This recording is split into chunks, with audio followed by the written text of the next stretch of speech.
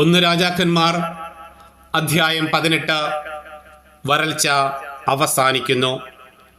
അനന്തരം ഏലിയ ആഹാബിനോട് പറഞ്ഞു, പോയി ഭക്ഷണപാനീയങ്ങൾ കഴിക്കുക, വലിയ മഴ ഇരമ്പുന്നു.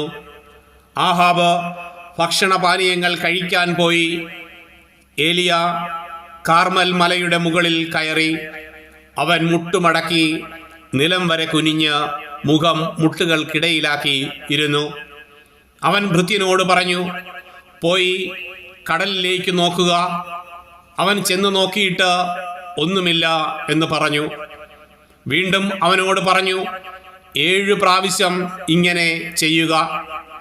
7-ാം പ്രാവശ്യം അവൻ പറഞ്ഞു, ഇതാ കടലിൽ നിന്ന് മനുഷ്യകരത്തോളമുള്ള ചെറിയ ഒരു മേഘം പൊന്തി വരുന്നു.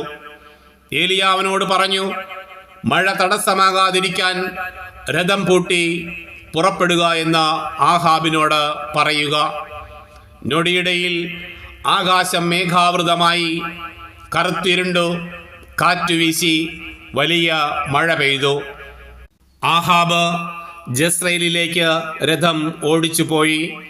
കർത്താവിൻ്റെ കരം ഏലിയായോട് കൂടെ ഉണ്ടായിരുന്നു. അവൻ അരമുറുക്കി ആഹാബിന് മുൻപേ ജസ്രയേൽ കവാടം വരെ ഓടി.